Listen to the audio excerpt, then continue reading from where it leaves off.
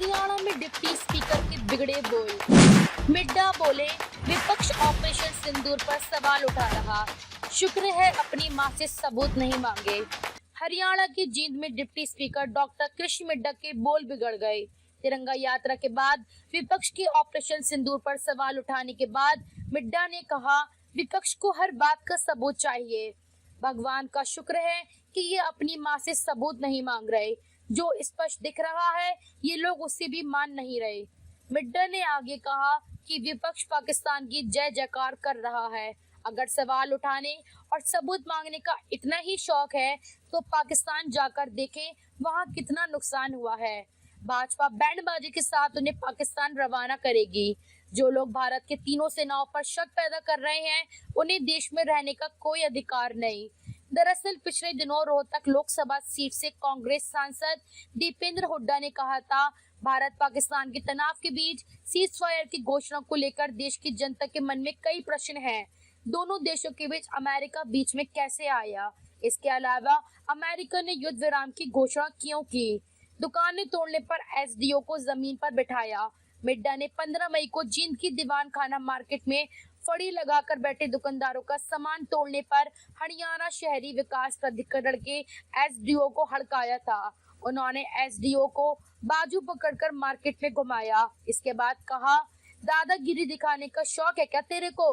HSV की नालायक अधिकारियों की वजह से ही गरीब की दुकानें टूटी हैं। इसके बाद उन्होंने अधिकारी को जमीन पर बिठाया और कहा कि बिना नोटिस दिए इस तरह की कार्रवाई गलत है। अतिक्रमण हटाने की कार्रवाई से पहले नोटिस दिया जाना चाहिए। भविष्य में अगर बगैर नोटिस के किसी भी गरीबी की दुकान या वैकल्पिक व्यवस्था को उजाड़ा तो कड़ी कार्रवाई की जाएगी। सैलजा बोली, एससी समाज के अधिकारी का अपमान। एसडीओ को हड़काने का वीडियो सामने आने के बाद कांग्रेस सांसद कुमारी सैलजा ने कहा कि एससी समाज के ईमानदार अधिकारी के साथ भाजपा विधायक एवं विधानसभा डिप्टी स्पीकर द्वारा किया गया व्यवहार अत्यंत निंदनीय एवं दुर्भाग्यपूर्ण है।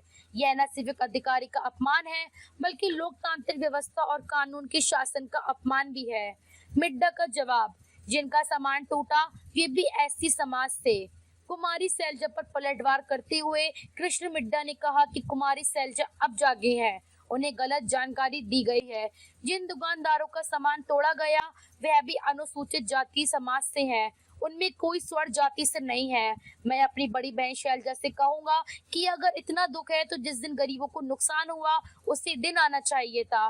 3 दिन बाद एससी समाज की याद आई। उन अनुसूचित समाज के बारे में सोचें जो 2 वक्त की रोटी के लिए मेहनत करते हैं। वहीं कृष्ण मिड्डा पर हिसार से कांग्रेस सांसद जयप्रकाश जेपी ने कहा था कि हमारे अधिकारी को धमका रहे हैं। इतनी हिम्मत है तो डिप्टी स्पीकर लट लेकर पंजाब के डैम पर जाएं और हरियाणा का पानी छुड़ाएं। पंजाब वालों को क्यों नहीं धमका रहे जो पानी बंद करके बैठे हैं? इसके जवाब में कृष्ण मिड्डा ने कहा कि पहले जयप्रकाश पंजाब जाएं, उन्हें भी वहां जाना चाहिए। सरकार ठोस कार्रवाई के साथ अपना काम कर रही है।